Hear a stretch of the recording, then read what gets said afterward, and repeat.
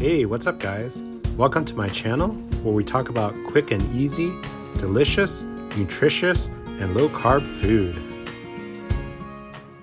Recently in my video feeds, there's been a lot of controversy over fried rice. Well, since this channel is dedicated to low-carb foods, I'm going to show you a keto-friendly version. No colanders needed. This recipe really can't get any easier. For more videos like this every week, please subscribe.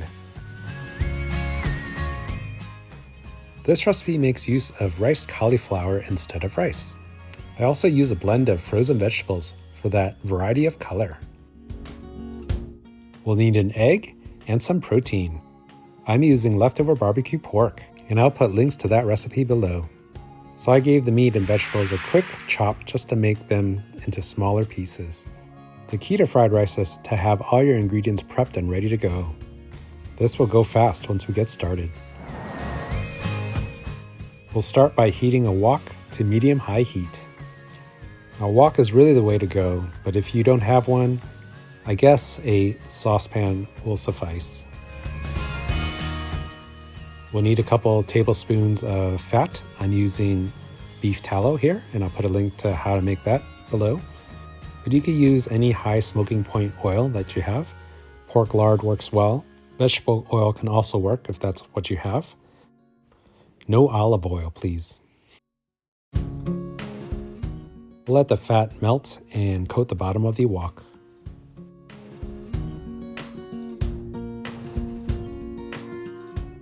Let's give it a good swirl. Ensure the sides are also coated. All right, once it starts to smoke, we need to work fast. First, I like to add a couple tablespoons of minced garlic, pre-minced. No need for chopping. We'll let this sizzle for probably just 10 to 15 seconds until fragrant and a bit of browning occurs. Now, there's going to be a lot of stirring going on in this recipe, as it is a take on the classic stir-fried rice. Next goes in the meat. Here I have the barbecue pork that's chopped up. And we'll stir that up a bit. You can use any meat you have if you have leftover brisket or steak or chicken or ground beef or pork, nicely chopped tofu. We'll stir fry this a bit until the sides are a little bit brown and the meat is well heated. Now the order of ingredients does make a big difference, as you want to put in those things that require longer times to cook first and put in ingredients that will cook quickly and might burn easily towards the end. Now a packet of cauliflower rice. These are straight from the freezer. No need to thaw or pre-cook.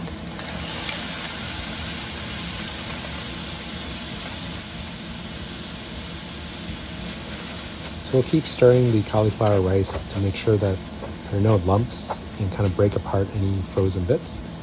We'll do this for about 5 minutes, as there's a lot of moisture in the cauliflower that we need to cook off so it has the texture of fried rice.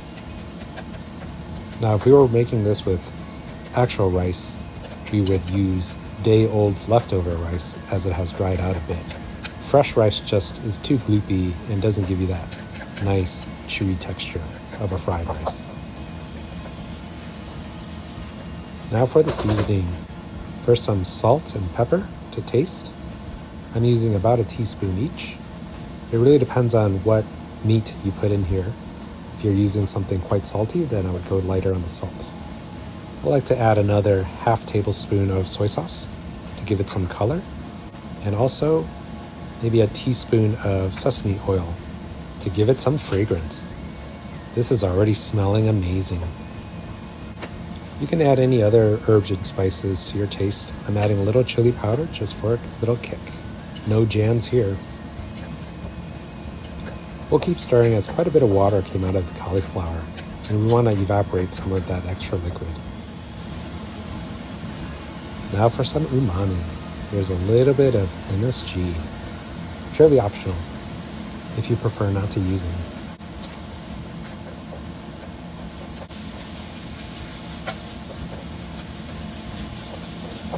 Now, when there's no longer any extra liquid on the bottom, we can start to fry the egg. So what I like to do is make a hole in the center. We'll add a little bit more oil and then crack an egg on it.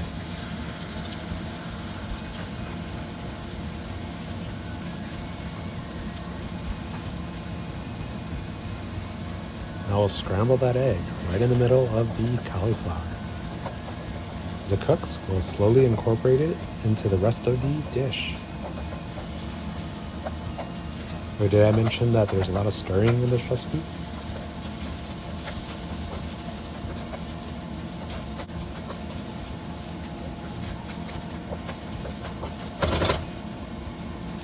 Lastly, we can add the frozen vegetables. Now these had been warmed a little bit in the microwave, so they're pretty much cooked. You just need to heat them up and toast them up with the rest of the rice. Now's a good time to give it a taste and see if you need to add anything else. This tasted just fine, so we'll keep going. And that's it. You can turn off the flame, and we are done. All that's left is to scoop some into a bowl and get ready to eat.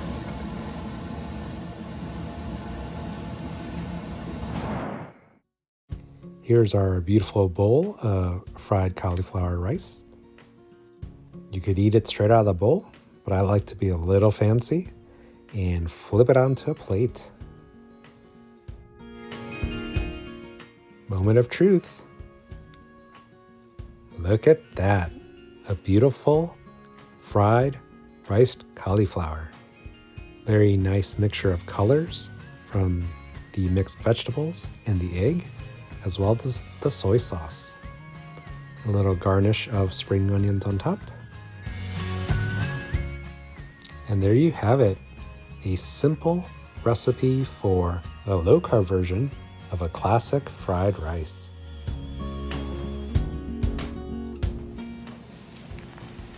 Now you could be extra fancy and place a fried egg on top.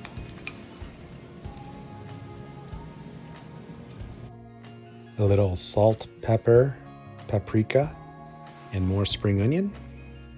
And we have a delicious and nutritious meal.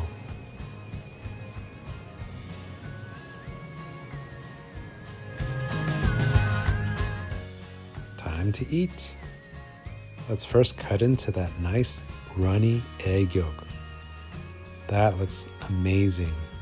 And that can just be sopped up by the cauliflower rice.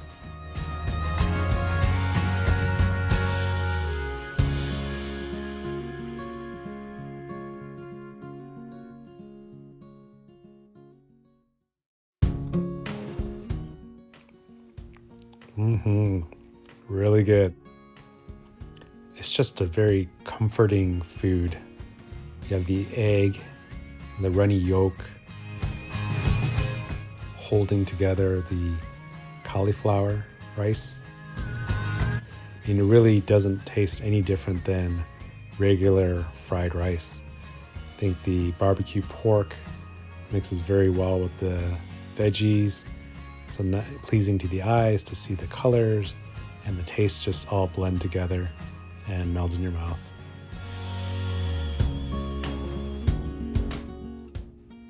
So let me know in the comments below, what are some of your favorite ingredients to put into a nice fried rice?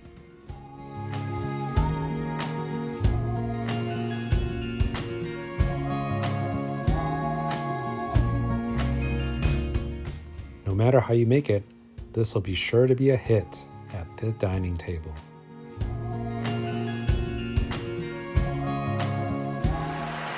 Thanks for watching. Please like and subscribe, and have a great day.